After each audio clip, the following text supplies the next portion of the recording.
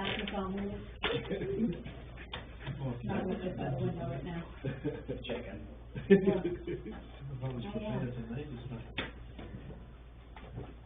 All right, we'll bring this meeting to order. Sign the minutes from last week's meeting. I move that they be accepted as written. Second it?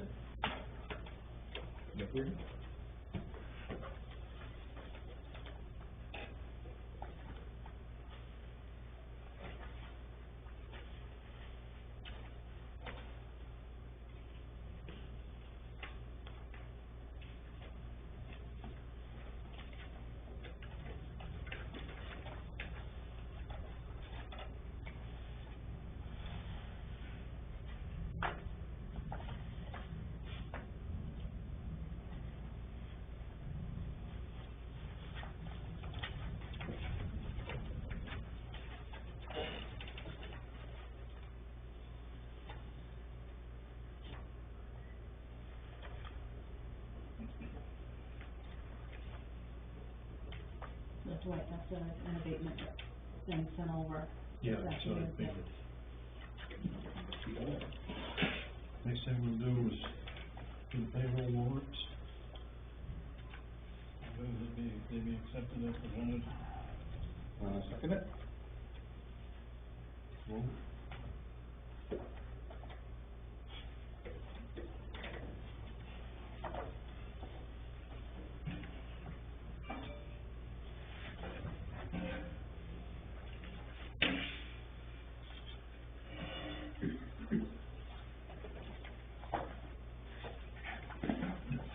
So many cars out here. Excuse me, So many cars out here. Kind of intimidating. some of them might be firefighters, so I don't know if they drop off. No, they're all down in the station.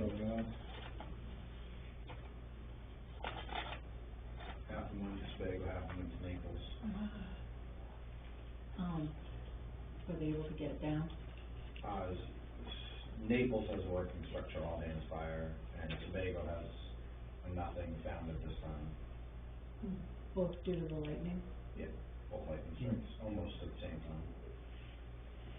Well, second. Yep, I move that these, warrants be accepted. Second. I noticed again that we did not get a discount on all of these power bills, and I got that correspondence from Ampion. Did you folks see it? I see that. I see that, yeah. Probably gonna take them 30 or 60 days to get things straightened out.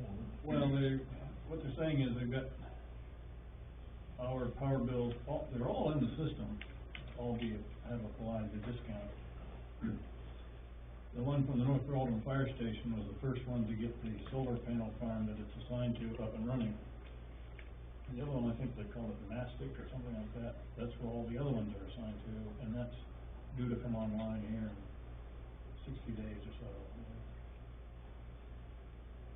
When I was at Sweet Valley Fair, they had a booth over there. And I was walking by and he says, "Can I help you on your power bill?" And I'm thinking, "What is this?" I'm thinking, "No, you can't do that." But they acknowledged the flack that I gave them about reading your electric bill shouldn't be this hard. Yeah, you're right. But they didn't say they're gonna do it. Now, how did they happen to apply the discount to the North Baldwin Fire Department first? It's because they assign each bill to a solar farm. And that one is separate from the others. I think there's 5 other bills maybe. Whereas the others were assigned to a solar farm they call Mastic or something like that, I can't remember the name. And the North Baldwin one was at a different solar farm that was applied to it, and it's up and running. Okay, we got an abatement signed here from Cumberland County Assessor for Ronald and Diana Powell.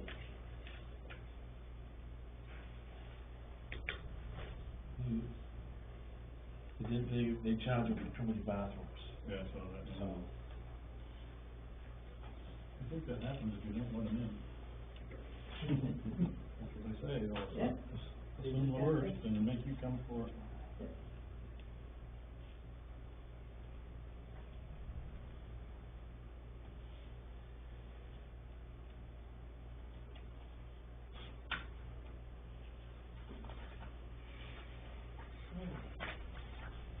One spot to sign here.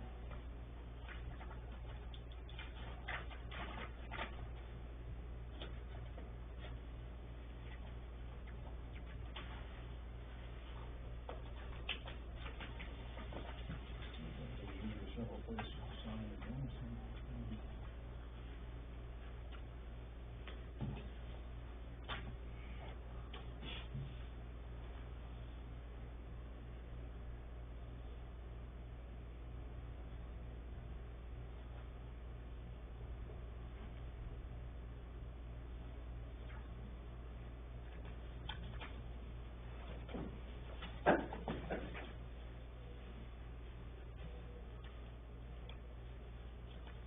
Hello?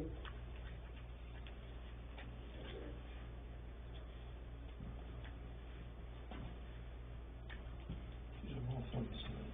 I don't see another place in there. I think there are 10 pages total I printed.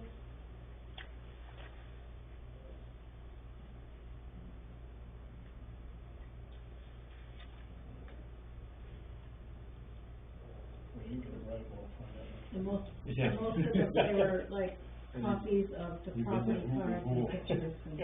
I don't see it either.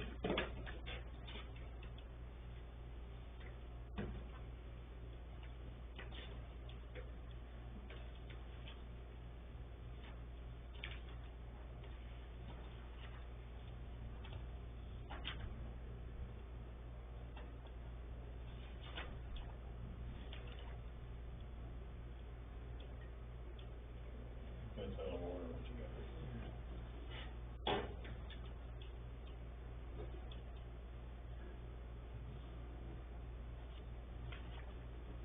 That's really, Jim, that's right on the top, but that's what you do need it, to give yes. a copy to Debbie and then send it back. I don't see it on there.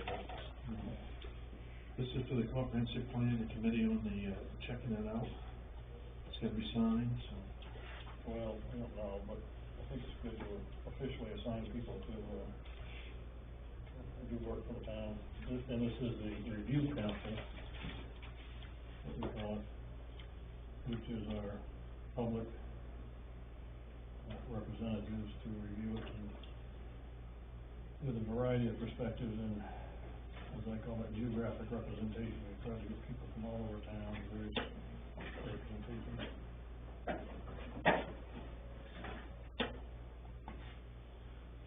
As I told Matt, I think we're all set in terms of our organization. Yeah, we got the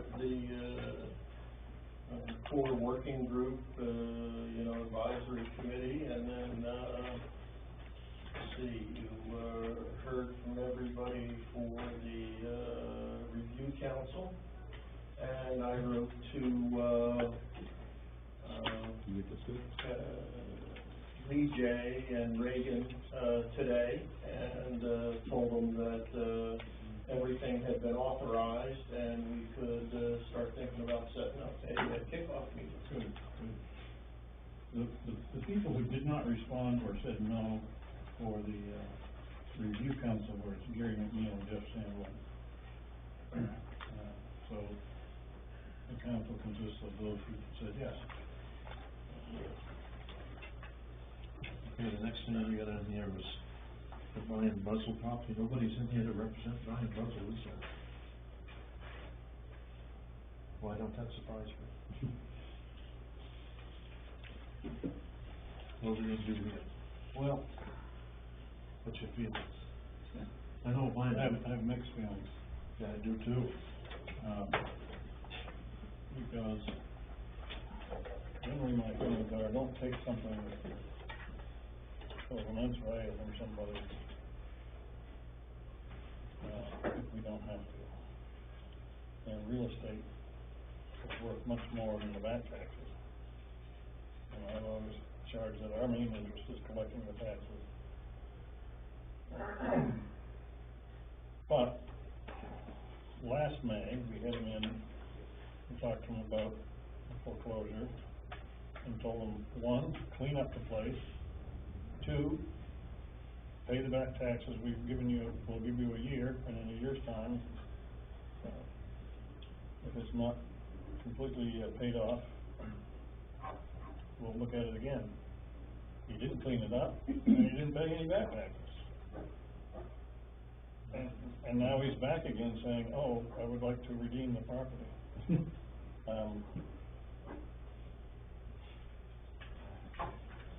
I don't know, the place is a mess, it's an eyesore, but if that was the case, there would be a lot of places in town, eyesores, I think. There's one over on Rocky Run Road, I see is up for sale now. So my thought was, we could allow him to redeem the property stepwise. 1, clean it up, 2, then pay the back taxes, and then we give it to him. Because that's what we agreed to do anyway, right? We give him a year. Yeah, we gave him a year and In a couple year, months. in a year's time, he's got nothing. Yeah.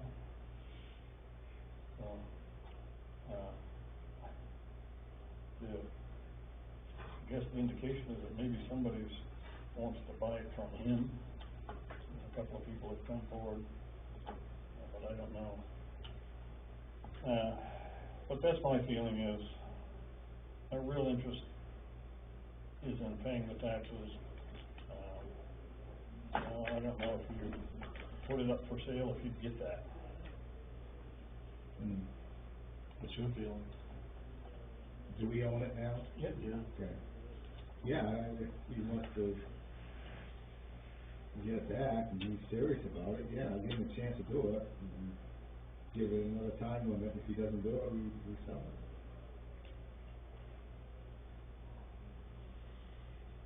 What do you think, give him 30 days? I don't know if 30 days necessarily be an issue, but we could say, you gotta contact him first. Yeah. There's a phone number that, right? I think, is that there are a couple of different phone numbers. You'll see in here, here's my record of the thing, because I know I've been watching it anyway, and so, on June 10th, I tried to call him because it was well outside the 1-year anniversary, which was in May. This was, 17th of May, so it was over a year. I tried to call him at 3 different numbers that we thought he might be at, no answer.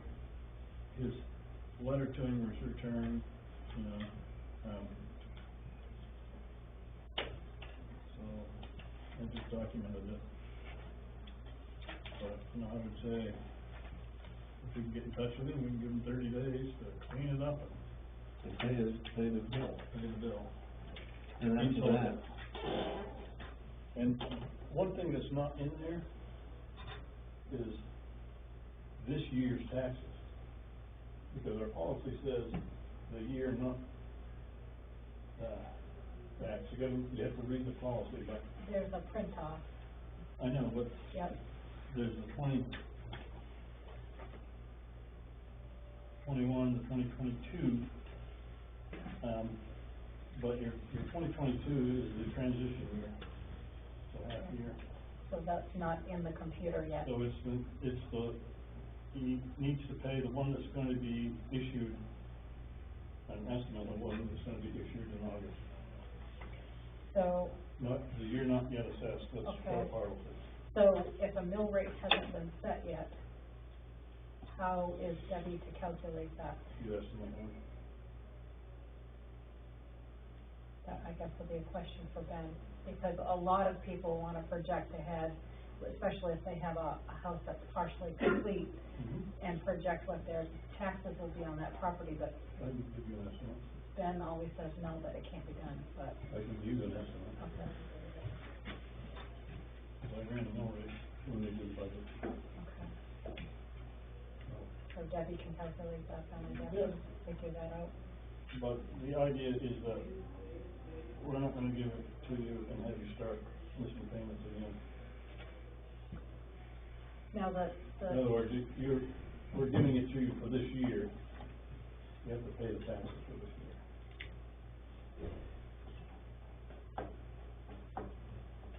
and the folks, the one gentleman that came with him that was ready to square up everything, and then the other gentleman from Livingston that I spoke to, they both are working on his behalf in terms of cleaning up the property. So I don't know how they would feel about cleaning up the property without having an interest in it. Well, see, Yeah. Well, then but I we'll wouldn't give it 30 to them, days. I wouldn't return the property to them before it's cleaned up. And say, you gotta clean it up, and then pay the taxes. And then it will be redeemed to Brian, and then Brian can do whatever he chooses. If you want, I will call Brian, there's a phone number that you found for him. Yeah, there's a couple of different numbers there, one that, he gave on that day, and then, 625-2429. is it the one that's on the white paper that Sarah had written down? No. Or are they pink sticky? You want the white one?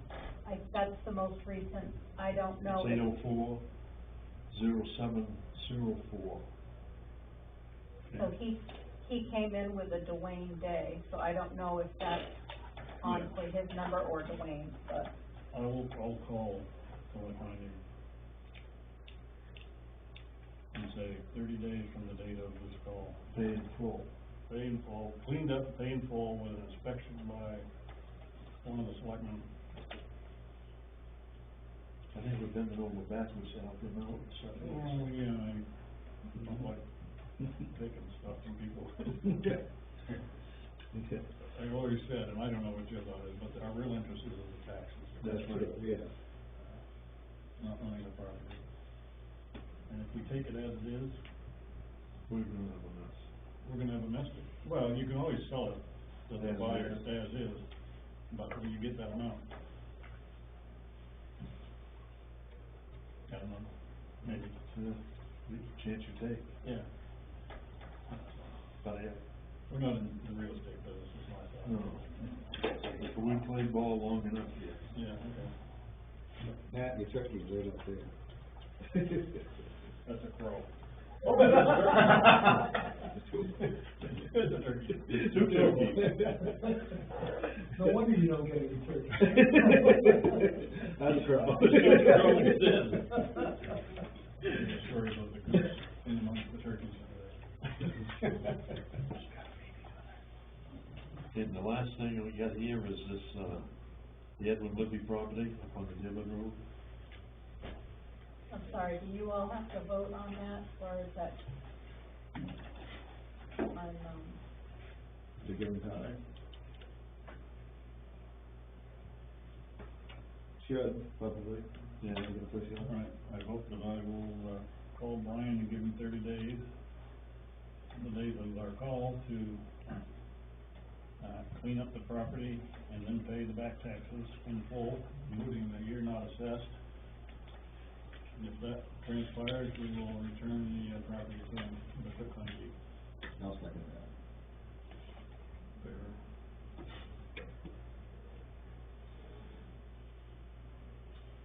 Okay, like I said, we got the Edwin Libby property too. That's about the same kind of a deal.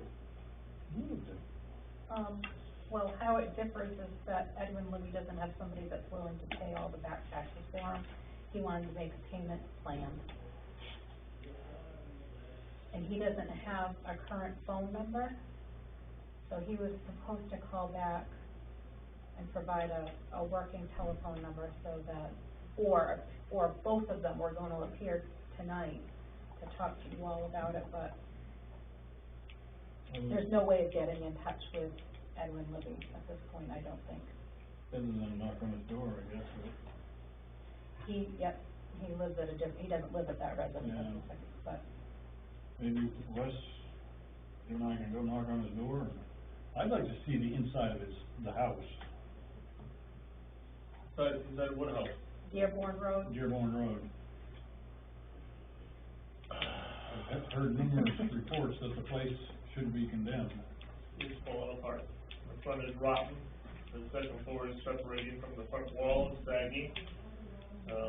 One of the floors in the side room is not very good, he's put posts up underneath in the cellar, it's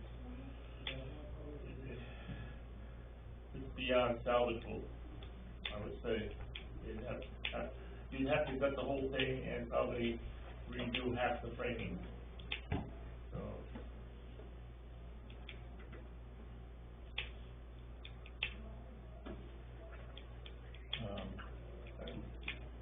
So, yeah, I don't see this. have you put it on the market, or is anybody inquiring about it? Not, Have you put it on the market? not yet. But he's indicated he would like to redeem it. I measured the house to the stream in the back is 80 feet, and I think it should be considered grandfathered because, been there so long, and before it used to be 75 feet to a stream. So the house was built far enough from the stream. As far as setting from the road is, that's what it is, grandfathered too, I would think. But so if anybody wanted to do anything with it, probably, tear it down, maybe save a wall or two and use the same foundation, which you could shore it up and improve upon it, but, I don't think it's worth the effort to money. You have to grandfather the cellar or use it in some way so you can put it in the same spot. Is that stone foundation? Yeah. I haven't gone in the cellar with muddy, mucky, and dirty and sewage a few years ago, and it's, Good place to have it. it's gonna be a hard thing to sell. You know, it's gonna cost somebody quite a few $1,000s just to clean up the place. Haul it off. So if it's not salvageable and it's deemed not livable or condemned, is that something that the fire department could use for training purposes to do a controlled burn? Because otherwise it's gonna cost a lot of money for demolition to clear that up. Yeah. That if he doesn't have money to pay for taxes, I'm sure he's. I had a builder look at it about 2 or 3 years ago, and he sometimes salvage places, he said probably cost me $8,000 to clean the place up. Mhm. So Well, he's had just experience dumpsters on it. alone cost that much. Well, without making a decision about it, I would just like, I haven't been into the house. And I don't know, have you folks? No. I know the outside, when I was there was a bunch of tires piled around it. Ed Libby, been in the auto repair business for quite a while, and he used that place as a place to stash salvage. There's tires around, there's more around his house, on Douglas Hill Road than there, but the ones around his house on Douglas Hill Road are almost brand new tires, where these are just junk. There's car parts, I think there's still a boat there, boat trailer. At one point, there was a car upside down in the middle of the road Yeah, because they were called to remove it. I don't know if it was the road crew or, and then the other concern too is that people stay there when they're forced out of the Pigeon Brook Road place. I don't know I what don't the know what situation's state like that now, is. but Ed Libby's sort of slumped and not taking care of things, he's had health problems and women problems. Well, that was right. Down in the dumps for a while. I don't know if he's rebounding a little bit now or not. I haven't had contact with him for about 2 years. I guess I would say we don't need to make a decision on this today. I would like to go look at it, see what it looks like. I think we ought to table it right now. Yeah. I don't think this is gonna be a quick one to, No, I don't So- think it's, yeah, it's been rolling on. as long as you're working on it a little bit, so. Yeah. Probably put it on the market, see if you have anybody nibble on it, interested in it. Yeah. There's only so much land.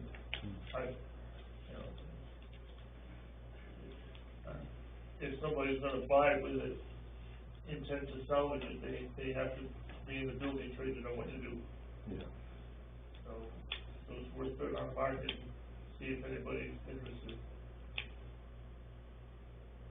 Like, Well, like you say, take a look at it first, so we know what we're doing. We don't have a list of what the back taxes are. No, didn't say that. There is a printout there. On the Edwin Libby? Yeah, both of them were printed, I printed out both of them.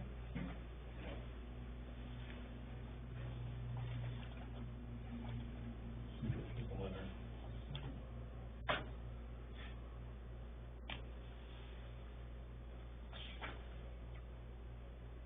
$6,000.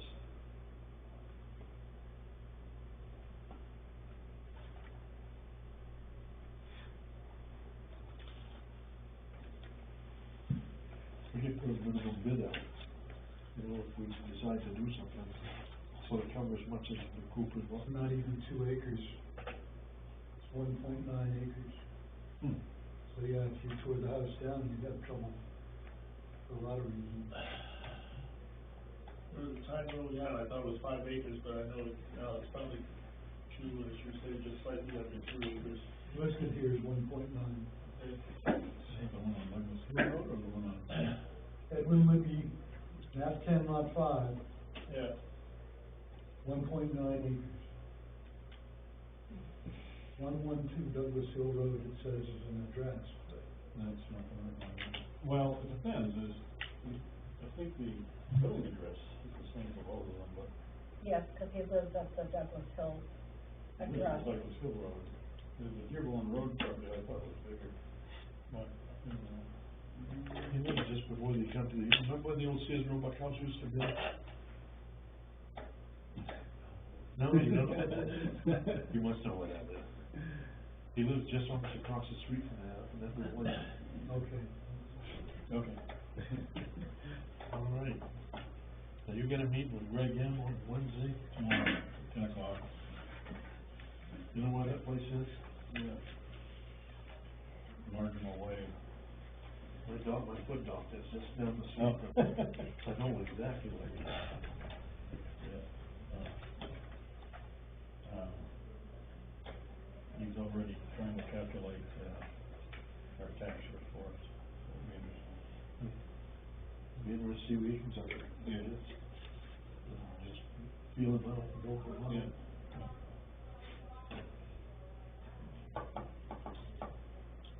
Well, what do you guys think about, we still gotta interview a couple people for CEO? Yeah. Did you see the, application that came in today? I did. That's about the third application we've got from that guy. Okay. That's kind of a dual application, there's a slash mark there also for a plow driver. We get that Yeah, before. okay. I'm not available the rest of this week. Well, are you working nights now anymore, Jimmy? they're on the regular schedule again, thank God. Suppose we can set something up like maybe Wednesday or next week? Go. Yep. 2 o'clock, Wednesday next week. Yeah. Yeah? I think I'll be all done the hay by then. Maybe, Rob, is that something you can do, is get a hold of these people and see if they're still interested? Sure can. Fine. So, 7:20 at 2?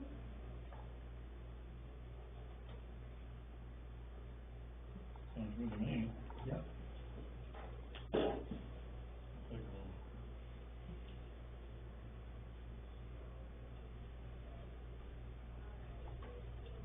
How would you like them staggered in terms of time?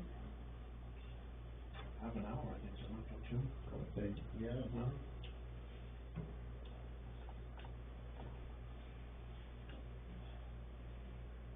Then we can make a decision after that. Yeah.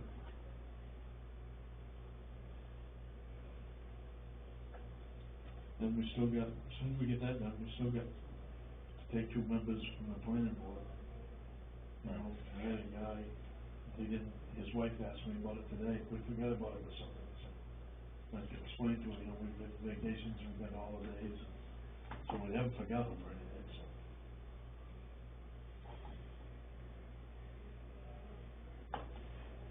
That's all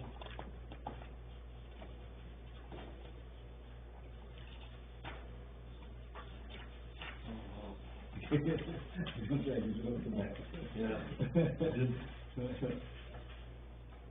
Okay, yeah, Jessica Wentworth is asking about having a farmer's market here. What do you guys think about that?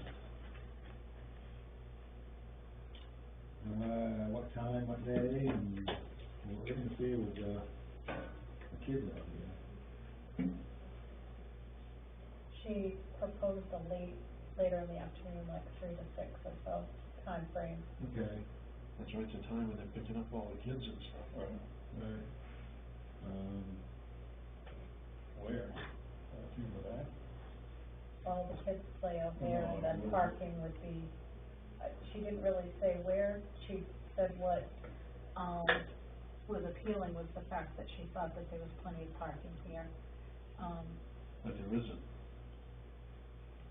So, she didn't indicate specifically where, but she did say that there would be an average of 10 tents with potential for more, inviting more people to join.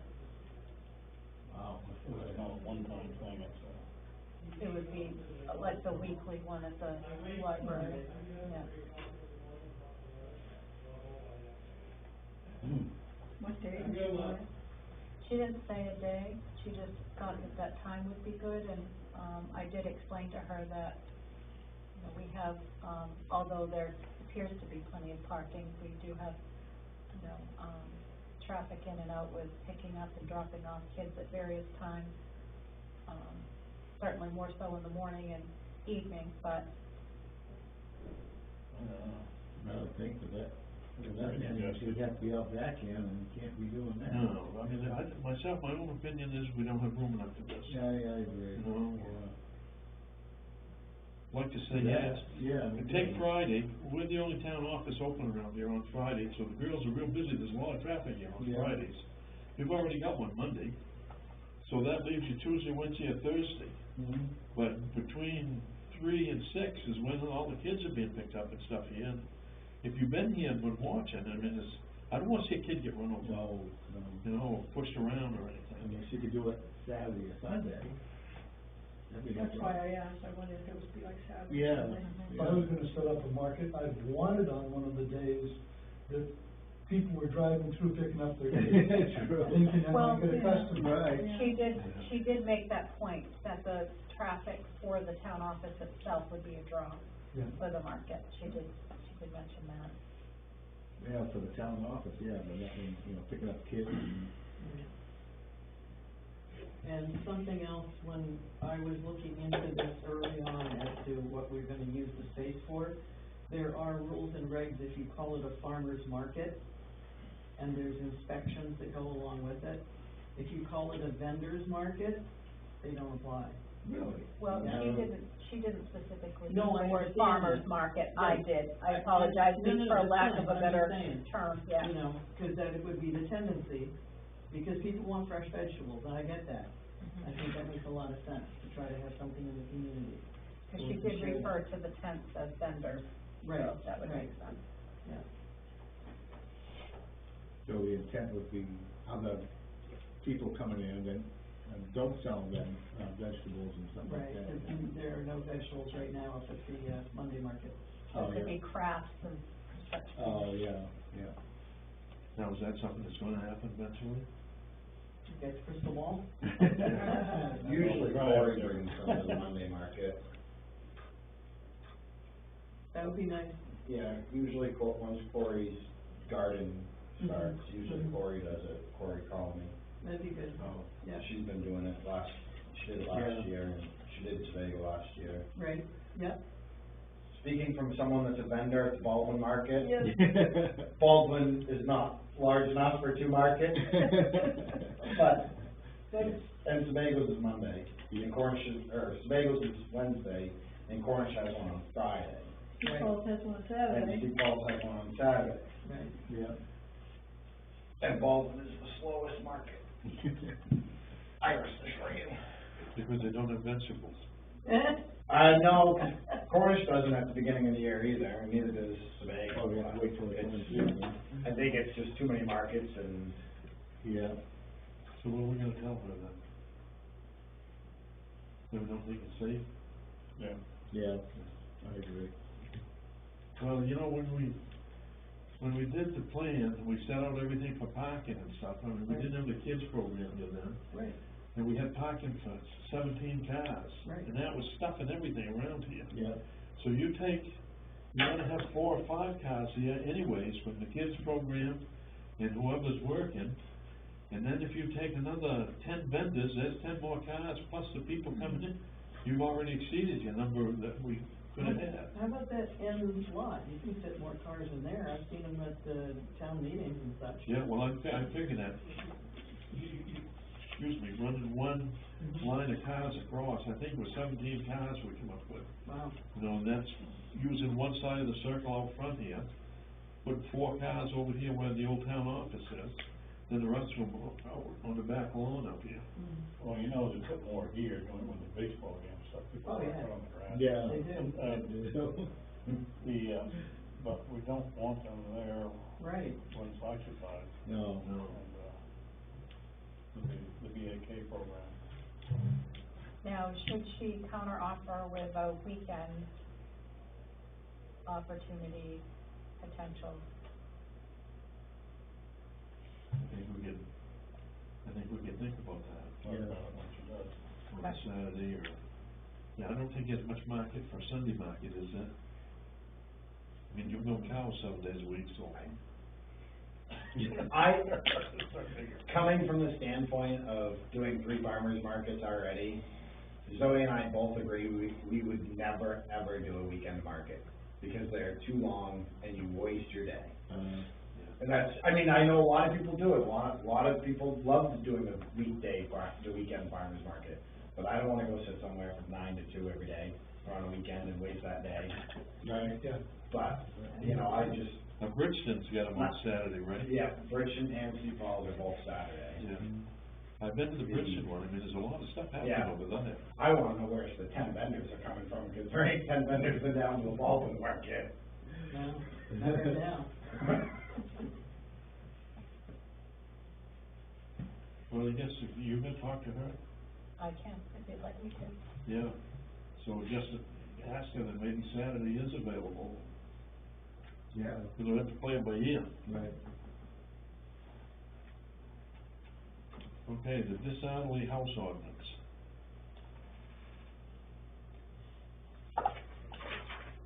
So we've got what drafted, we've had it through legal review. To make it work requires some involvement with law enforcement, I believe. So the next thing, I think, is to talk with Cumberland County Sheriff Sergeant Patrick Farrer, who was indicated he would come talk to us. So, Bring him in on a meeting night. we can bring him in on a meeting night or during the day. If he wants to, we just need to set it up. I don't know this gentleman, but I'll contact, somebody can find his phone number. See when he's able to come back to us. I have his And I'll see if I contact get- information, Bob. Huh? I have his contact information. And, well, I've got his email address. I will forward the draft ordinance to him as well. See what we're contemplating. Is this a land use ordinance issue or a selectmen's issue? You got nothing. Good. You're good.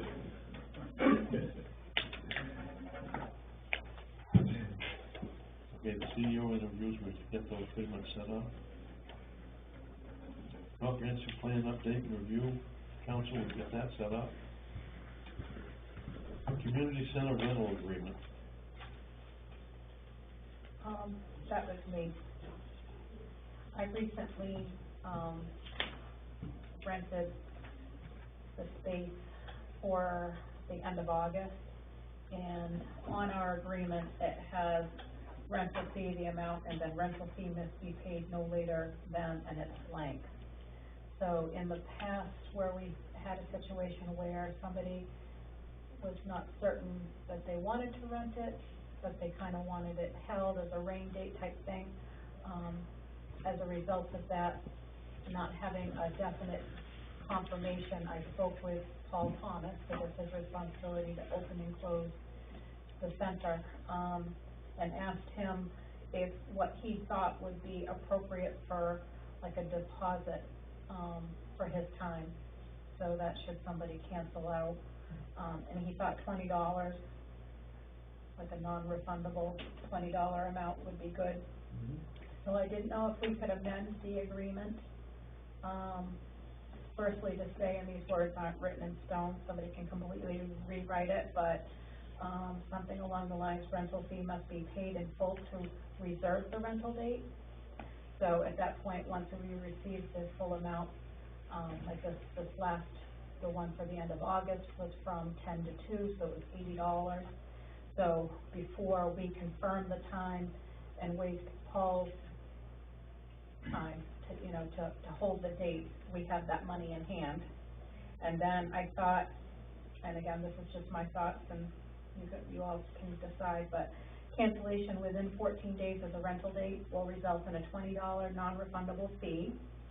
The aforesaid fee to be taken from original rental payment prior to reimbursement of funds. So in other words, all the funds they would get back, but so if it was within a 14-day time span, then they forfeit $20, I get everything else back. So I don't know if that's fair or reasonable, but I don't think that Paul should be left holding. Yeah. I think it's fair and reasonable. I think it is, yeah. It's black and white, it'll be on paper. Yeah. Surprised we didn't do it before. Well, it just gives me more, more direction, cause I didn't really know which way to turn. Do I take a deposit or let them get back to me? But then my mind kept going back to Paul, because, he's the one that is rearranging oftentimes weekends to accommodate people, so. We have a schedule that we come to an agreement on, though, right? A fee schedule, yes. Yeah. Yes. The only thing that I don't know if it's pinned down, which we haven't really had to address just yet, we would with, like, if there was the barber coming in, but the set monthly rate, should somebody want to, do a monthly. Yeah. All right. Oh, and there was one other thing, on the, community center rules and regulations, number 9, it said, if the event ends after the town office closes, the user must turn off all the lights, close windows, lock exit doors, activate the security system, and return keys to the lock box located, so I think, outside the main entrance, I think that probably was very early days, and it didn't work out, because obviously that doesn't apply because we have Paul, so I didn't know if we could omit that. Would you, draft up a revision for us so that we can, I kind of wrote it on there, so if you wanna, like I said, rework it, I penciled on there. The wording or phrasing. We were more focused previously, understandably, on the liability issues and making sure that we were covered with the agreement, but so, now it's just, like I said, if you could draft this up as a revision okay, for something that we can sign oh, okay. as an official policy or something on this. Mhm. I mean, everything you said is reasonable. Yeah. I'd just like to have it in writing, as of date X, this is what we've all agreed to. And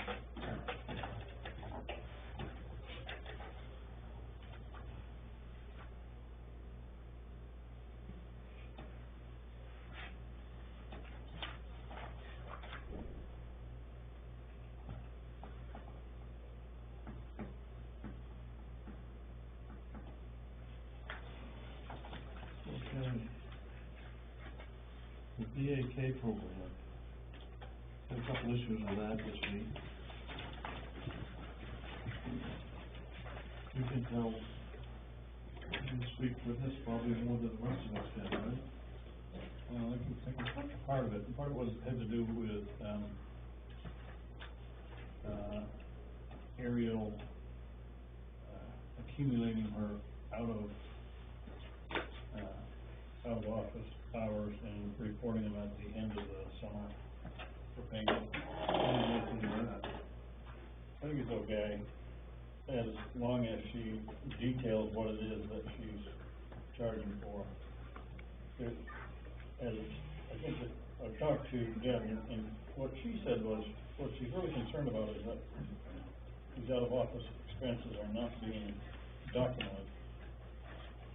So much time for speaking with parents, so much time, shopping for the program, and but people getting paid at the end of the summer is okay, as long as they're paid at the end of the, before the end of the fiscal year. When you get into trouble is if you try to carry it over to the next fiscal year, so you've got charges that were accumulated this year, you're trying to pay them next year. Apparently the auditors don't like that. Is that? But we do the same thing with the fire department, we pay them all. I thought of that. Yeah. Yeah, but that's not really legal. What? They're supposed to be paid within 6 months, every 6 months, but they agree to it. Well, I was thinking that through the Department of Labor, is really, I don't know, the pay, they have to be paid the time they work within a certain amount of time. Whether you give it 2 weeks or a week, whatever your pay schedule is.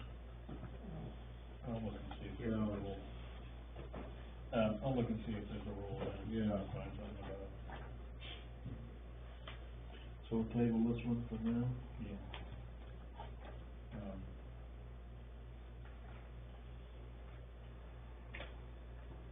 But the other issue was the delay, but the other issue was, that she needs to give at least a little detail of what it is she's spending her time on. Right, I agree with that, yeah.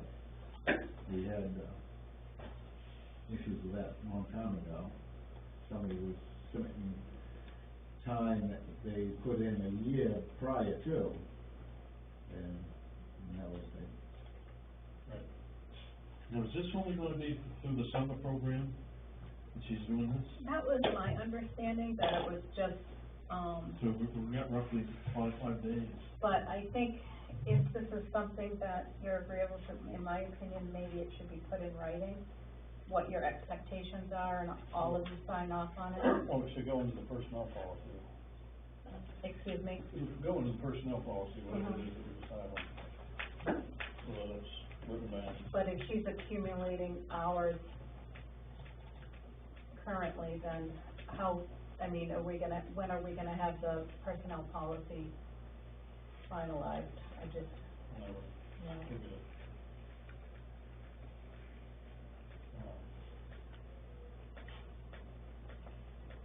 The other day it come up and brought it, and I knocked some hornet's nests down out here, and I guess one of the little kids got stung by a hornet.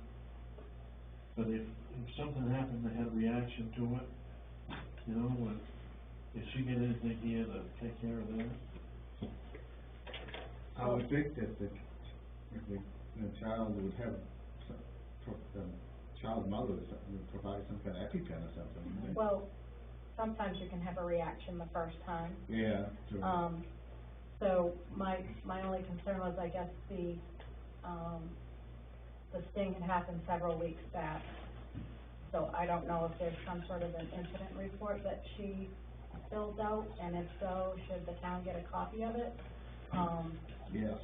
And she came to me, it was late, close to 5 on Friday afternoon, with the issue of the hornet's nest. She said that Riley had tried to spray some, and that, I thought she said that Stevie had knocked one down, but, I don't know who else had been out there, but at any rate, I said, okay, so it's Friday evening, Monday I'll talk to the selectmen, and we'll take care of it, but please do not go near the snack shack, yourself or the kids or anybody until we can get this looked at and addressed.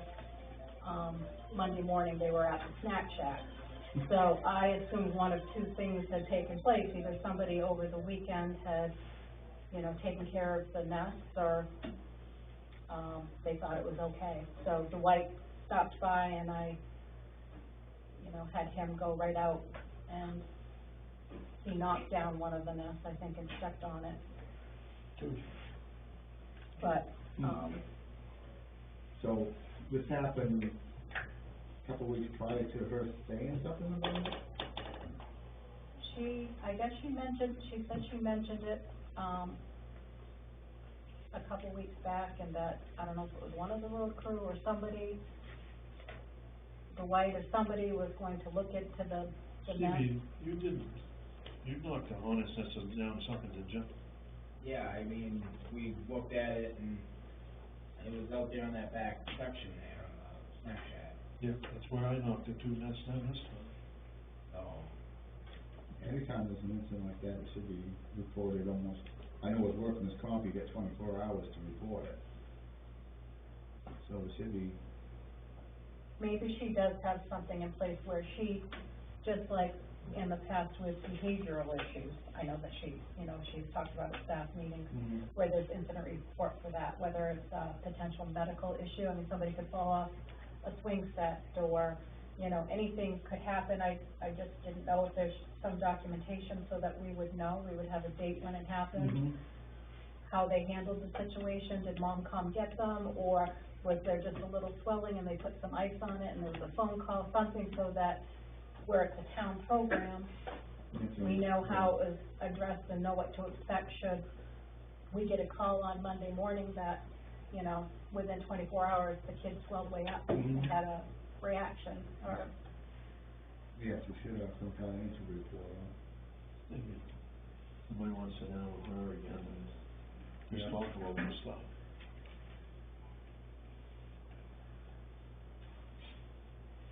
Okay, Sandpond Beach. Chad, hey, what up? Oh, yeah, we've had a little excitement down there the other day with a kid. He was, you know, say he was drunk and everything, and he was getting out of control a little bit with his mouth and everything, and there's a woman. I tried to calm the girl down. She was getting all upset about it. I told her, take it easy, and she says she gets anxiety attacks and everything. So the kid started bad mouthing this woman, and he started bad mouthing the girl and everything. He told her so many words and everything, and the people, the woman, her mother of the daughter called the cops and everything, and I guess they put cuffs on him, hauled him off, and he got stopped for coming down the beach and everything. Is that the only incident we've had so far? Yeah, well, we've had two had cops down there twice, you know. Yeah. First one. Yeah. But this is the worst. I didn't get in the see what was really going on because I got there, you know, when my shift started. Well, there as I can tell, because I went up and chopped with Caleb, he should have called the cops instead of the lady calling the cops. So I talked to him about that. He probably didn't know what to do with it. Well, it was his first time, you Yeah. know. But he knew it too. Oh. Yeah. Oh. So there's more to it than meets the eye. Oh. So, but the mistake was, he should have called, you know, and got it taken care of and stuff, and he didn't do it, so. I haven't reprimanded, but I did sit down and talk to him about it and stuff, so. Sebago, I talked to Barry Jordan the other day. Sebago put signs up one afternoon, and they threw them down in the beach and run over them that night. So we're not immune to being the only one around. Jeez. Momadeo was having trouble over Leamington. These people have no respect, man. Oh, there's none. No respect.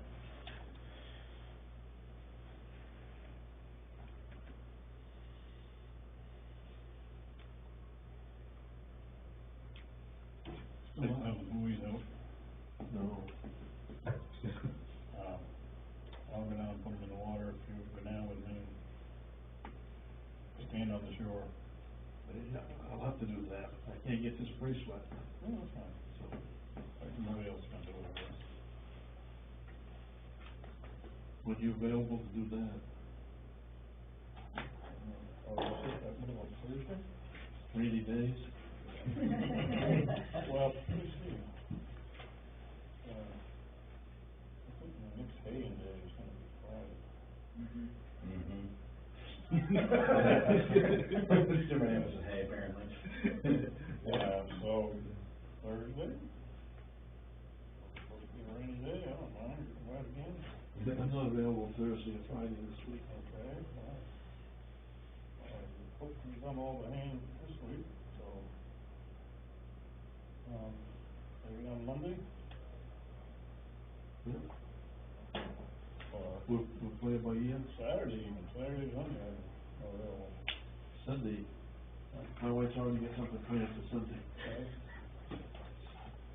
Saturday, I'm gonna be at a shoot, so Okay, Monday, that's the best day so far. what time? In the morning? Yeah, you wanna do it by 9 o'clock? Okay. About 9 o'clock. You available Monday too? Not at 9. I can't catch in the afternoon. I don't know, we should get him out of the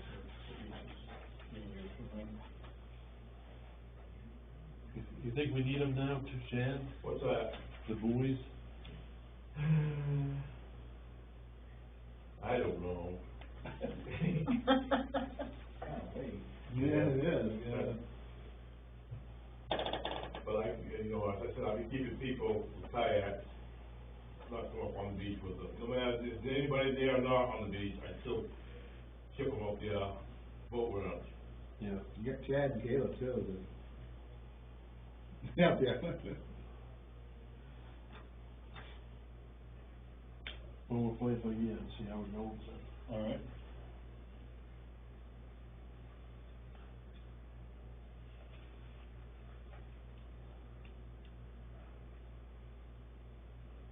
All right, that's all I got. You get anything, Bob?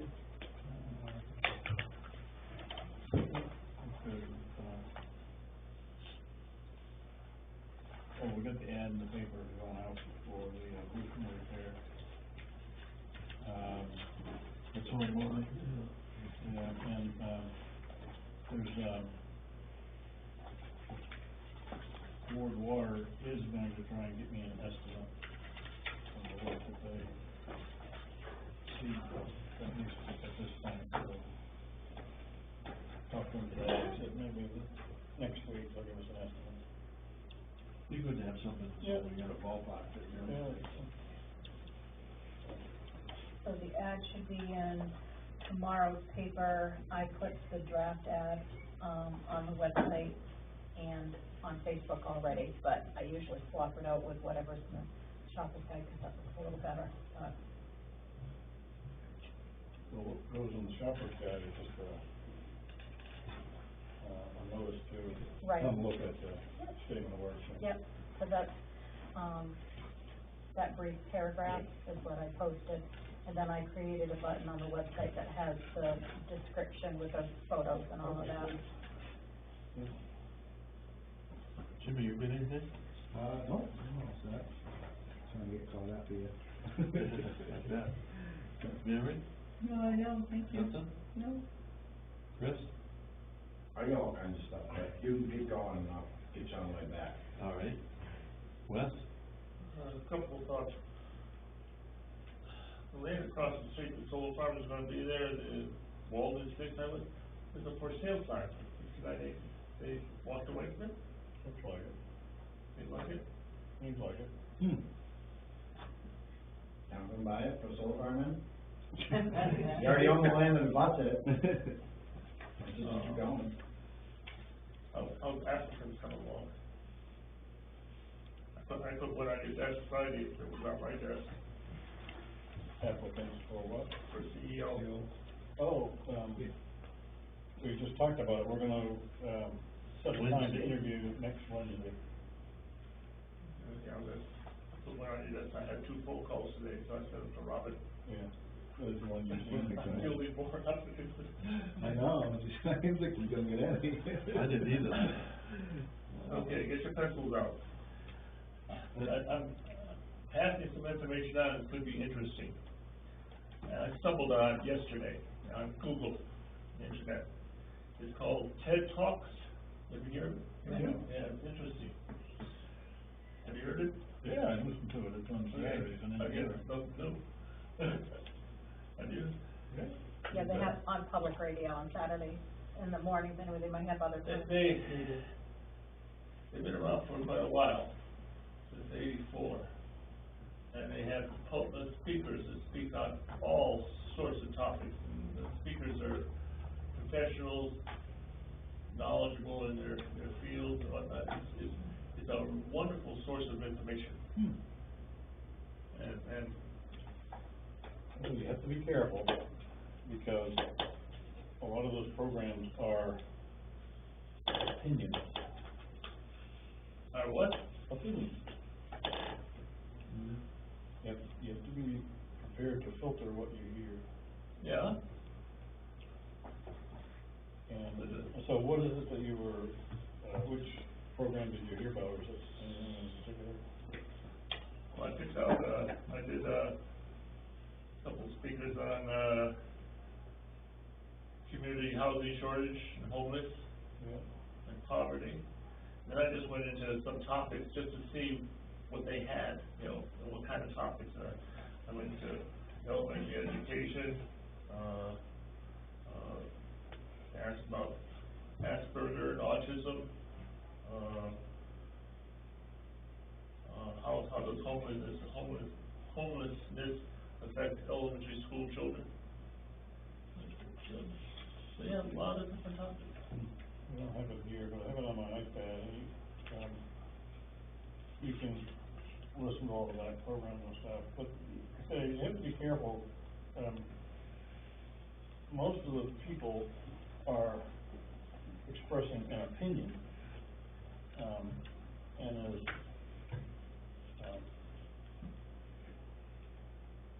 I'm a brain, Well, you may agree, they you have a may lot of not. opinions, but they're speaking in fields of their expertise also. Unfortunately, a lot of them are oriented around larger city environments. Right. Yeah. No, but no, it's interesting to listen to. Okay. And quite often they'll get into these discussions where they'll have a panel and they'll say, okay, we're gonna give arguments, and you give for and I'll give against, and at the end, we're gonna take a vote. And those are really the worst ones, because just because you vote a particular speech doesn't mean that's the right answer to whatever the question was. You just have to. Well, But if you agree with it, what I did and you hear, like what you hear, I'd say listen some more. Yeah, what was interesting, it gave me more knowledge, but it was also, also reflected that they had expertise in that field. No, I think so, most everybody does, yeah.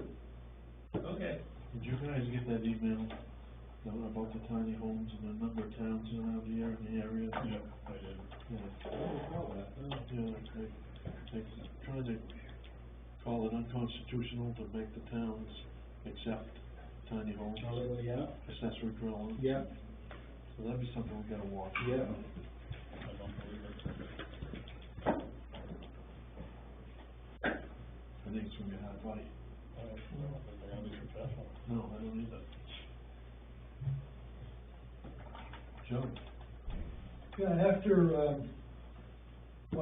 3, 4, 5 years worth of, a lot of pressure on the planning board and a lot of items on our agenda, our Thursday meeting has nothing for the agenda. It'll happen, Yeah.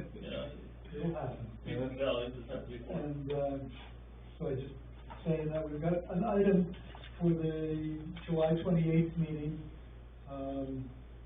to renew the conditional use permit for Baldwin Solar, the one up by Carbonell Road. And that's it for that Thursday. And I just, just to say, it's not always an avalanche coming our way. Maybe we're getting a lull and people hit inflation on the one hand and maybe a little bit of a recession on the other. So what changes with the planning board's duties with this avalanche of change, unconstitutional avalanche of change, in building law? How do we get our education on this? Did we order those pamphlets from Southern Regional Planning Commission? No. We didn't. Not that I know of, no. Was that something that was discussed at a planning board meeting? So I'm not. It was discussed in an email between Matt and you and me. Yeah, Okay. we should order those. So these are like a informational pamphlet? It's a pamphlet about, I think it's about housing laws, isn't it? Or So it's the new laws for the, it's about 3.5 inches wide and 10 inches long and 5/8 of an inch thick, half an inch thick. And they publish them every other year. like a Michelin guide. Yes, exactly. Michelin Guide to Maine, land law. And where do I obtain these? I'll forward you the email from Reagan Young. Okay. To pre-order a copy, please fill out this brief form.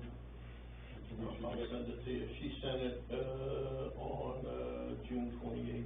Okay, I'll get it to you in a second. excellent, thank you, Matt. Thank you. And how many copies would you like? Well, we should get at least one for the planning board and one for the select board, and I don't know, more, You're cheap enough, you can buy one for every member of the planning board. okay? Get a dozen of them then. So 12? Yeah. Yeah. That way the planning board members have no excuse. We have to hand it on every 2 weeks. It'll take all year for everybody to It's read it. supposed to include all these new changes. Okay, because we do need help through the Yeah, process. well, there's this interim period, and I don't know, I haven't looked at what the law says about this latest one. Did you read that last one? LD, 203. yeah, whatever, something, I mean, it's drastic. So- And, in fact, I think it calls into question some of our, Yeah. well, you know what I'm talking about. But I'm not sure that it is implemented right away. I thought it was in 2023.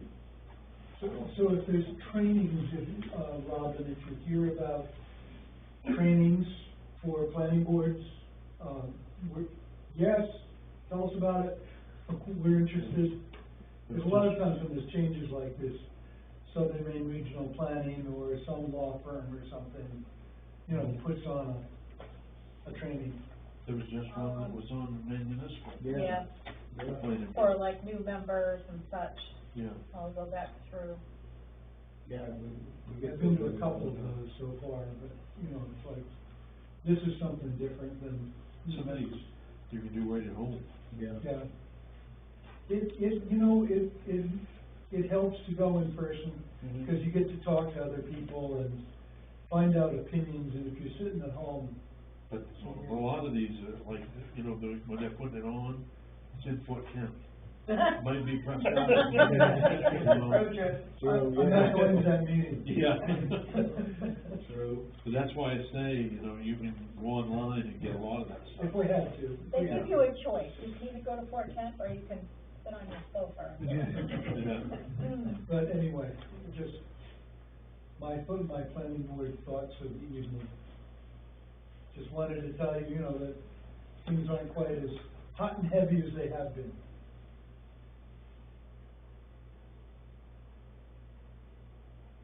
And yes, we will need guidance for this change in state law. Kathy? When's the senior lunch? The 20th. The 20th, I have it, 20th, 22nd, or something like that, isn't it? it's a Wednesday, so It says right here, it's the the 20th. 20th. There should be an ad in tomorrow's paper, That's just And before it- your meeting. You have a meeting at 2 on the 20th. And that'll be all right. You'll be okay? Yeah, Okay. that'll be fine. I think that's on our side. and it's on the website as well as Facebook, but I'm pretty certain that She's it's got the it on the 20th. calendar, but, It's week after next anyways. Do I have it on that calendar? Says the 20th. Yeah. Okay. Cool. yeah, Didn't Every check week. that. Okay. Putting it up there. this week. Ben? I'm going moose hunting. Really? Yeah. Got it on. Congratulations. Thank you. You're gonna go with your boat? Yep. I got, two buddies, a sub-permittee and an alternate sub-permittee, who were gonna come with me. We were supposed to go on an elk hunt in 2016, but one guy broke his shoulder and my wife got sick, so we didn't make it. So now the three of us are going, moose hunting, and they'll have rifles. And, I'm gonna have to watch them close. I know one of them's gonna hit me with the rifle so he can shoot the moose with my bow, but yet I am going with the bow. So it should be pretty exciting. Where you going? It's up in, section 6. It's kinda like in between Baxter and Grand Lake Stream. Okay. Oh, it's down east. Yeah. Yeah. Yeah. Yeah, up there, so. No, cool. Yeah. So, we need to set up the, kickoff meeting. I'm gonna wait to hear and see. We had talked about doing something during the day, 'cause it looks like, everybody's got stuff at night, and there's all the meetings at night and everything, but, set up a kickoff meeting during the day sometime. Okay. So I get some dates from Lee J and everything, and then, you want me to write an email to, everybody and see what their availability is and try and coordinate something? Please. Okay, I'll do that. That's it. Thank you. I noticed that Porter is also doing theirs, Parsonsfield is doing theirs. Yeah. Everybody's, I think, trying to catch up with the new rules. Yeah, well, I saw the one thing in the shopper's guide, they had planned Porter, Parsonsfield, one of them had planned a special town meeting or public meeting or something to review the comprehensive plan with the people at the town, but then they postponed it because they said the state was reviewing it. Yeah, it's Parsonsfield. And I thought that was interesting that, they were having the state review it. Yeah, I don't know what the deal is. Yeah. Good. Stevie? All right. So we've taken and Stevie went out York raking a couple days now, last week and this week. Got a couple of the roads dolled up, if we will. So we did that, and then Stevie got a compliment on River Road, said it looks good. They've been and we've done a wonderful job maintaining it. Good. I don't know who it was, but Did it go to your head, Steve? That's what it's well done today. it's not bad for dirt road. We are up to Mountain Road, ditching from Fenderson's down to try to alleviate the ice and water running down the road, so we don't put any snowplows in the ditch this winter. And then, from what I've done for the math based on last year's and a quote that we received, it's looking like it may be beneficial and cheaper for us to put the sand salt out to bid to be screened, and then have us move it up and put it in pile versus us screening it ourselves. Yeah. Just because of the added cost of everything, you know, the delivery of the screen and everything like that's gone up since even last year. So, I don't know how you guys feel about it. From my numbers, roughly, I'm gonna guess that it's gonna be, so what I did is I had done the numbers for them to screen 2 years worth of sand, which is about 3,000 yards.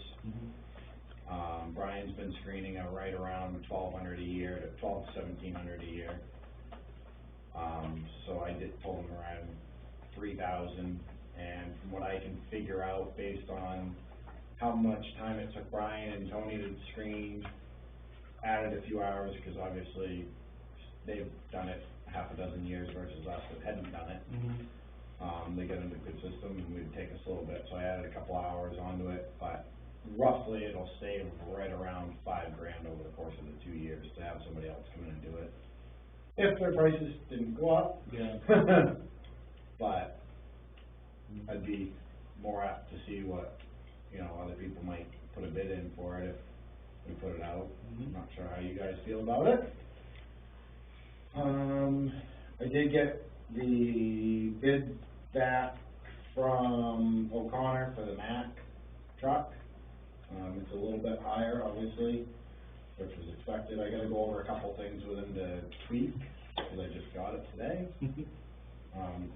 It is about 4 times the truck than the other two. Oh, really? It's almost 100 horsepower more. Really? Yeah, just because they won't put anything that small in their trucks. They refuse to. The front end's twice as heavy and everything, but there'll be a few things that I wanna go over with him to see about changing up. Yeah, I think I covered everything.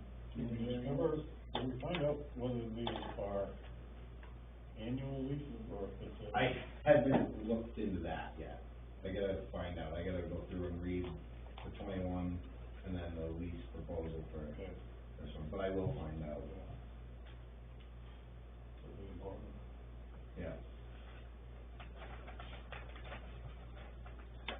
Yeah, so I was bidding out, I mean, if you can save the town I some think we money. should've done that anyways. Probably, yeah. I think it's cost us money to do it ourselves. Yeah. And it's every day, I mean, that 4 or 5 days doing it, that's 4 or 5 days that you didn't have any chance to do something else on your road. You're only a 2-man crew. Yeah. And then, if I remember right, it was $16,000 last year to rent the screen and have it delivered and hauled out. So that, he had a total, so they did, I think it was a total of $7,600 and something to do the full salt sand last year, for the 1,200 yards, I think it was. The screen rentals, $234, or $24.34, plus now it's a 20% fuel surcharge on top of that. Oh. And that was including the $700 delivery fee that they already charge you. So, you know, it's an additional $180-something, so, and then fuel's obviously going through the roof compared to last year. And they was using 2 machines and 2 dump trucks, Yeah, you know, so I mean, you're gonna eliminate that too. yeah. Yeah, saves on wear and tear on our equipment. Yeah. I have a little sheet that I can show you guys. I was gonna bring it in, but it's in the truck. It's a little wet when I came. Didn't think about it. Sounds good to me. Forgot to bid, yeah. Yeah. We'll do that. Have you heard anything on salt? Nothing. I had one email from Tammy, and I wanna say I got the other one back, but I thought you were on it, but maybe not. Was it this one? Danielle used to be on Yeah, I think she was. That's why I was wondering if it come to Robin or something. I mean, we paid the less for salt last year, we haven't the last 10 years.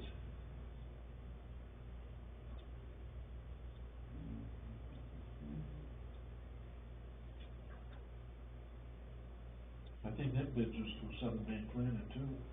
That's where I sent the, So, yeah, Southern Maine Planning Southern Maine Planning. was $78 a ton through Eastern Salt. We only paid $58 a ton last year. I don't remember what it was, but yeah. And I think the other email, which was from Tammy Chamberlain, which is through the state, which I'm guessing has probably gone by, because they had to do a certain day, they had to estimate. Where did it go? Hers didn't come back until after we got the other one. But hers was right around the same price through the state.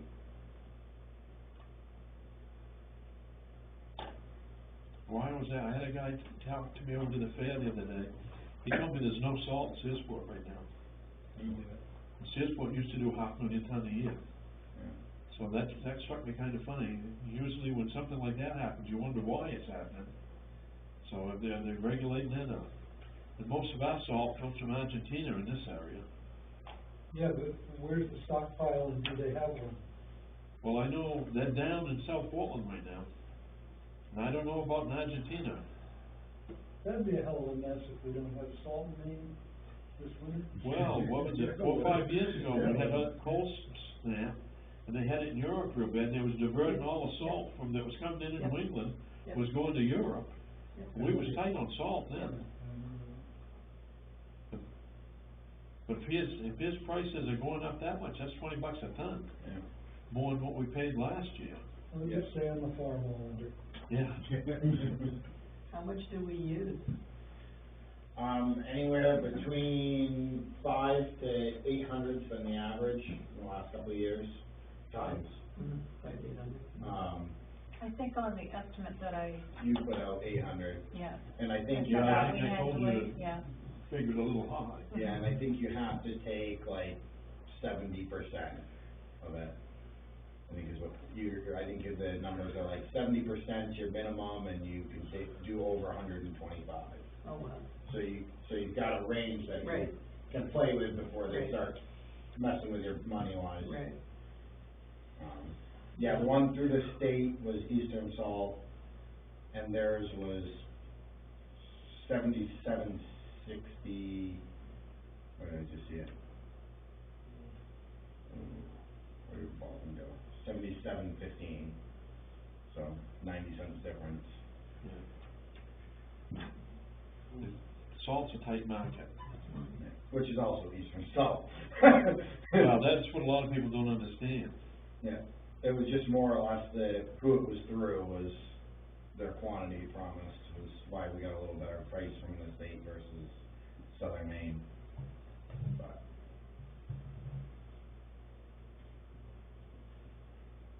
Well, International Salt and one of the other salt companies, it's the same company, but they just use 2 letterheads. Oh. Oh, yeah. Nice. mhm. You get anything else, Chris? Nope, other than if you guys wanna do the contract for Southern Maine for their salt bid. I don't know if we Well, we sent it out, we signed, because there was a deadline to get our bid out. Right. So, and then they send it out for bid. So we did that, and then they came back with their estimate, but, it wasn't sent to me, it was sent to Chris. So, and then at the same time, he went out to bid with the state directly. That's who this Tammy Chamberlain is that he's speaking of. So, So if you want us, we can do, I don't know what the deadline was to sign back from Southern Maine, she never saw that I saw it. But we can reach out to her if you wanna do that. Yep. And we can do a contract for that, or we can just go free willy and buy where it was cheap at the time. Salt, square away. Yeah. Mm-hmm. How having a promised amount of salt's kinda nice. Yeah. With only 90 cents a ton difference, Yeah, I'd have a contract, yeah, you know, make sure that like, because it isn't gonna make much difference. no. You're talking $27 a truckload, difference in price. Yeah.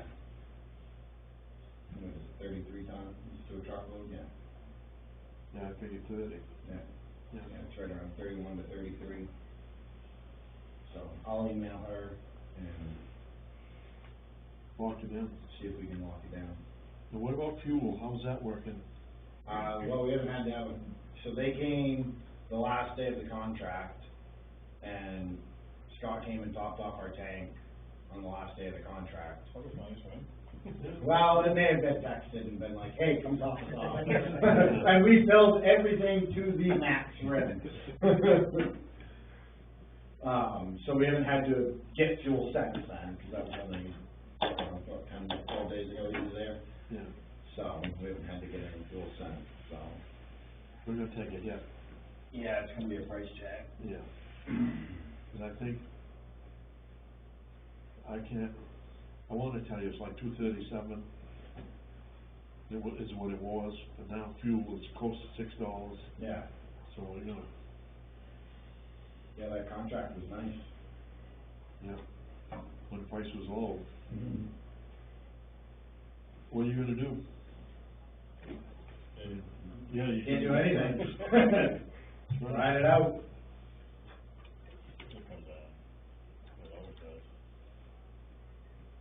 Well, that's all I got. Anybody else got anything else? I have a couple of quick things. Okay. I talked, the Firefly Ridge subdivision was approved, and I had a conversation with Josiah about that. Mr. Blaze, that is on that landlocked property, has been wanting to have an E911 address signed, and I've been, working with the state to achieve that, but we were kinda hoping to get either a yay or a nay on the subdivision. So he would like to have his, so how the state works is if it's, like a single residence, then you can have a driveway, but if there's potential for growth down the road where he's got an easement or right of way over others' property, there's potential for further subdivision down the road, so it could become a road, in other words. So they like to be proactive and actually assign it a proper road name like Drive, or rather than just leaving it as a driveway. So, this Mr. Blaze had requested that it be named after him, and, I just wanted to be certain that that was okay where the easement is over others' land. Joe said, who cares? So, if everybody's in agreement of that, I don't know if there has to be a vote or not, or if I can just, what will have to happen is, because there's no driveway yet, I guess they put kind of like a ghost driveway on the GIS mapping, and it's actually, it'll have a name, but it will say no driveway, so then they kind of work off GPS coordinates, and hoping that they'll be able to refer to Riley's Intervale, because that's the easiest way to get to him in the event of an emergency. But, so it'll take some doing, because it's close to 3,000 feet down there with a jog to the right. So I'll have to, and I just got word that the person that I've been working with the state is handing over this part of Cumberland County. I'm gonna be working with someone else, so, yeah, so, I mean, but it's all good, as long, I just wanna get it finalized, because it's kind of been bothering me a little bit to have him not have a 911 address, so. Any problem with him selecting the name for his driveway? So just go with Blaze Drive or whatever. Yeah. Okay. And then, I've been working a little bit with Randy this summer on, sorry. Just wanted to interject. There's some confusion about naming and what it means in terms of town responsibilities. And, is there a convention there in terms of drive versus lane versus road? Well, I'll speak to them about that, because there's, In the color of the signs, I've also had people say, well, it's a green sign, well, the town's responsible. Right, so what that, the green is versus blue or whatever, is whether it's, town versus private. So this will be a private road, it's not gonna be town maintained. Generally, it says PBT. Yeah, private. on it, right? Yeah, I don't think that that convention is quite true though, here in Baldwin. Yeah. I've seen some green ones that are not town. roads. Right. So they, so when they order the signs, they, I don't, what do you do? Typically, yes, you'd see the green is for public road or town road, but it's not, as far as I can tell, there is no writing on the wall that makes it a public or private road, unless you Based on the put. color of the sign. Right, because you think about like soccer and stuff, all their signs are blue and white, Yeah. you know, but the, So I don't know if that was a precedent that Baldwin set when we, first, maybe you can answer that, Joe, when, first implemented the E911, in terms of the color of the signs to help differentiate. At that point, the signs were to be different colors, and there was a code as to if it was a road or if it was a drive, one was public, one was private, and that was 15 or 20 years ago, so I Right. forget what exactly it was, but there was Yeah. a code on the, in words. Yeah, from my brief, training thing that I had, the kind of, my takeaway was, road is more, you can certainly have a dead-end road, but they use lanes and drives and things for shorter, not throughways. So a road would be more inclined to be a longer entity or throughway versus just a short lane or trail or, but, that's something I'll definitely You can see clarify if with there's a all color them. designator or something, just to make sure. Cause I know of two roads that are private, but they're green sign. Cressy Pond Road, right? Is it Cressy Pond Road or Cressy Pond Drive? And then there's White's down going to Sand Pond, that's a private road, that's green sign. So I will confirm whether that is a precedent set by the town or the state. Maybe when the signs were ordered, it was a boo-boo, I don't know. But we'll sort that out, I just want. Follow through with that though. You know, if you get something started. I remember at the time, lane was supposed to mean private, but it can have evolved in 20 years, all kinds of things happen, People forget. yeah. Time changes and stuff. You can't, one stream facility. So, and there's gonna be some cleanup too with 911, and the road crew has been calling periodically too, is it Wigan Road or Wiggins Road, and, there's an issue with Firefly Drive, we need to clean up with 911, cause I think 911 has Firefly's Lane, but, I've confirmed with people that live on that road, what we have listed in all of our real estate database and everything, and it's drive. The sign says drive, so 911 will be able to change that a lot more easily in their database and have everybody else do the changing, so there'll be some cleanup with various road names and things on that. What's it take to change a road name?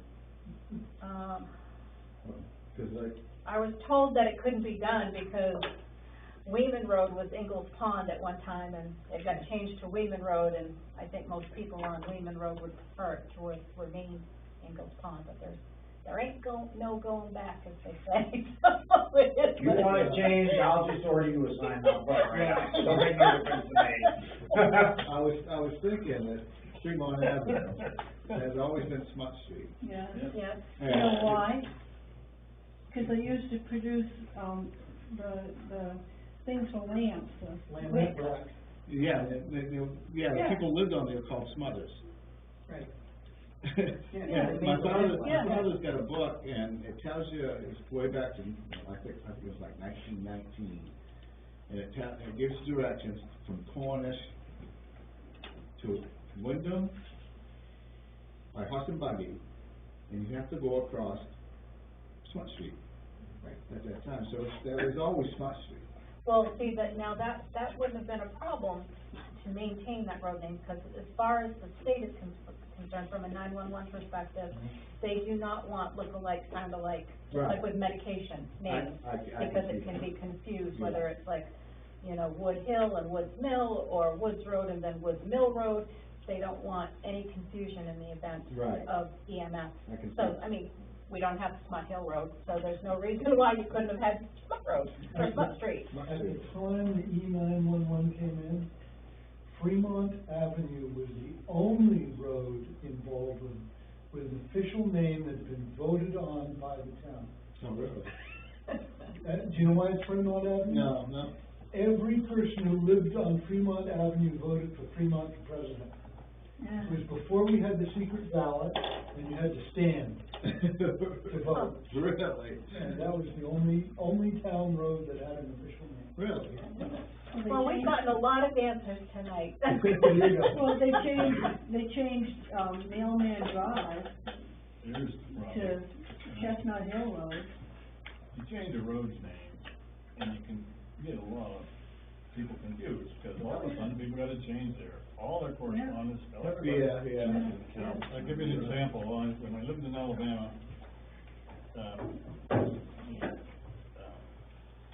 the base that I worked at was on Wetumpka Road.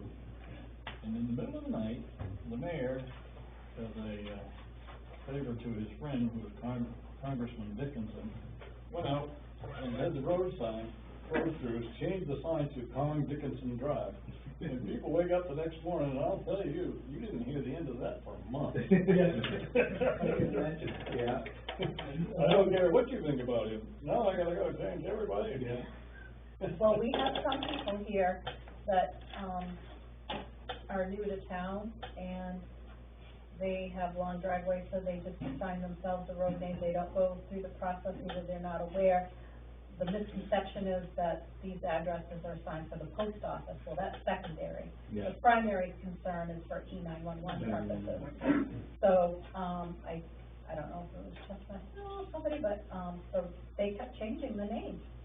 So they would come in to register a vehicle and give me a road name, and I'm like, that doesn't exist, we don't have this, oh, well, we changed it.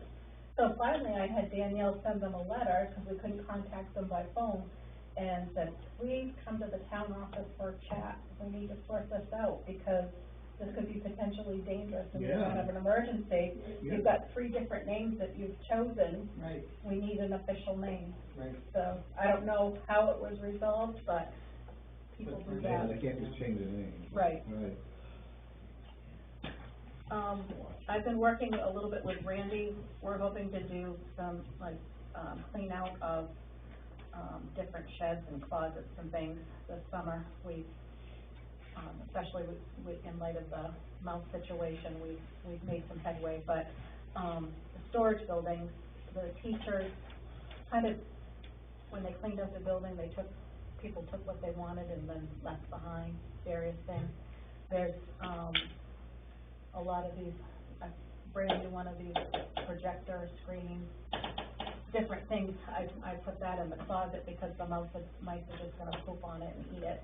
And it's brand new. Yeah. There's some chairs, some kids' chairs that, some of them are great, others have developed a little rust, understandably, from the moisture up there. There's a couple of cases of school books.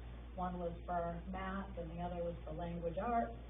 I'd hate to see them go to the dump, but the mice are they're starting to damage things, and, so I don't know, if anybody knows of anybody that has use for those things. I don't know if your dad would be interested for the yard sale for some of the chairs. There's actually some brand new desks too, which I'm gonna have him bring in, because we seem to collect those and use those for various things, but before they rust. But, there's just a lot of different odds and ends, He usually comes in on Friday, right? yeah.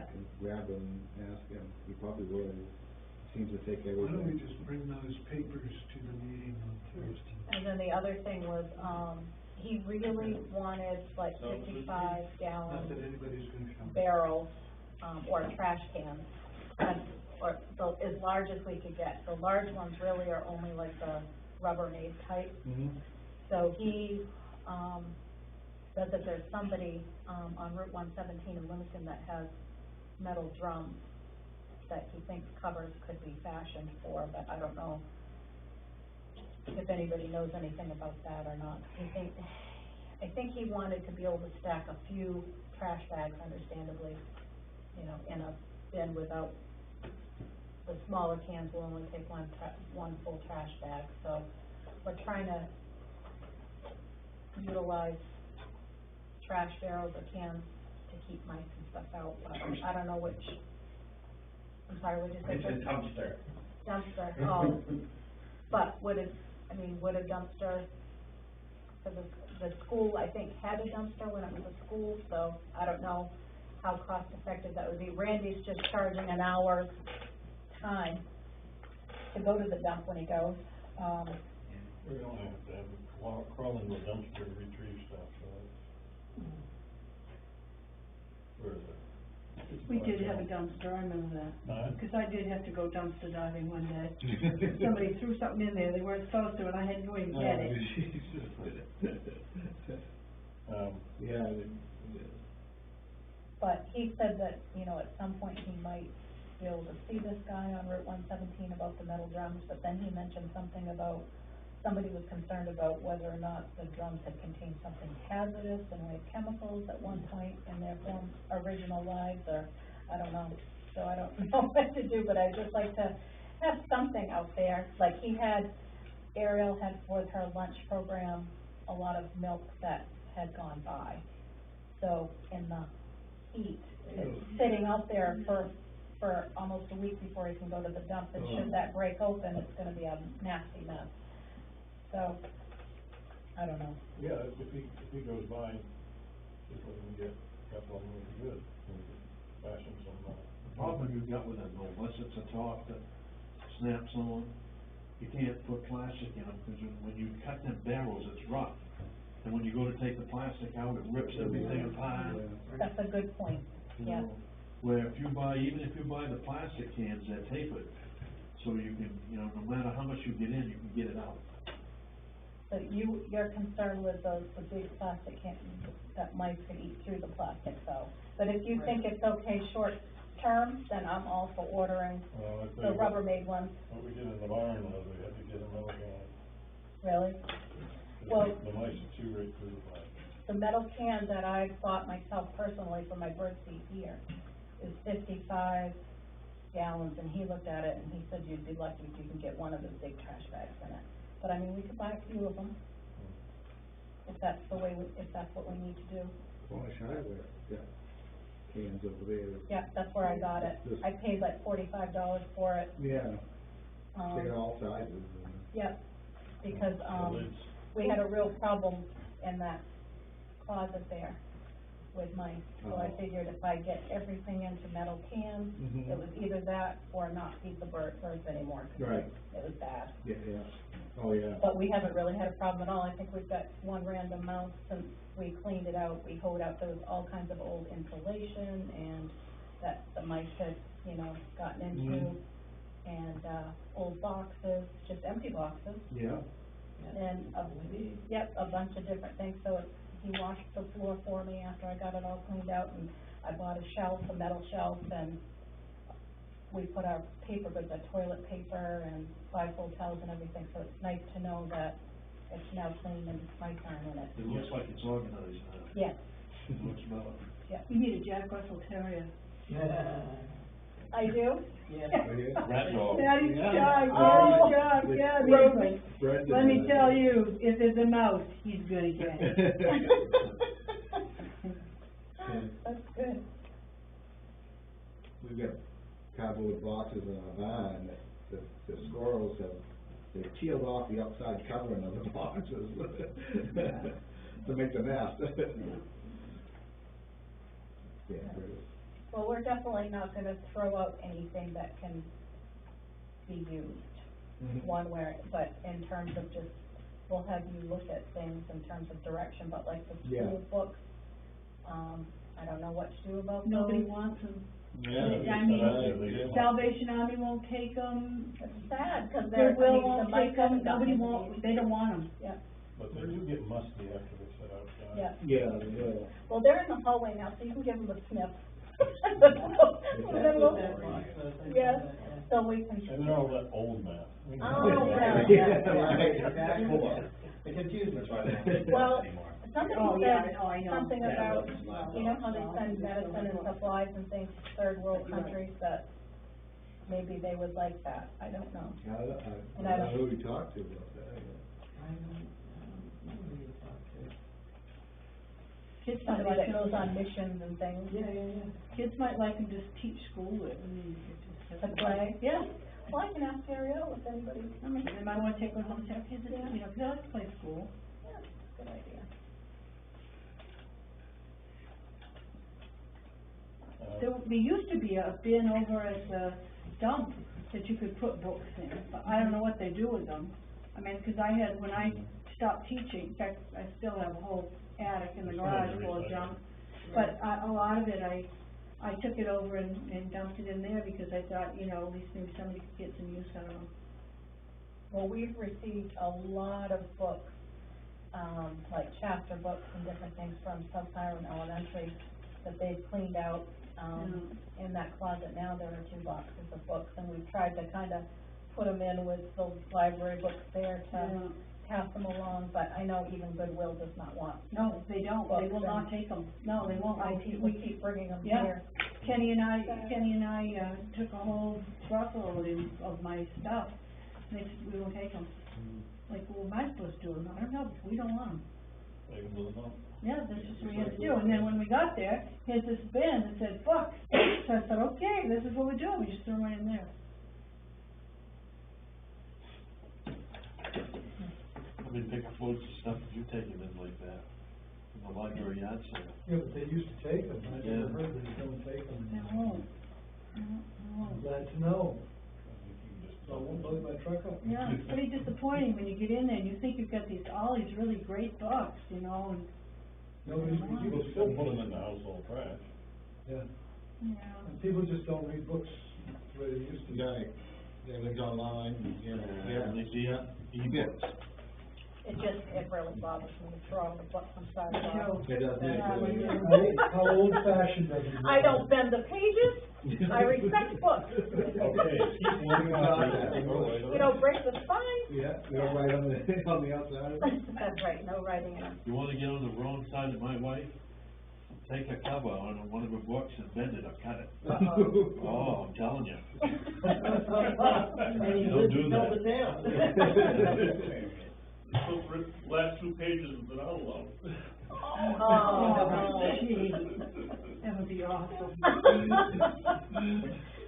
Actually, I bought, And with yourself. yeah, actually, I bought, I collect the night before Christmas antique books, they have to be antique, they have to be like, you know, old. And I got this one, I was so excited because it was really a valuable book, you know, and I got to the end, and the last page was gone. So I was like, oh my God, this is awful, you know, so I went online, and a lot of these antique night before Christmas books are on there, and you can actually flip the pages. And I found the last page, and I photocopied it and printed it out and stuck it in there. Good for And you. for most people, you know, Clever. most people wouldn't even know that I did that, you know? That's good. Worked anyway. All we got done tonight? I move that we adjourn. I second it.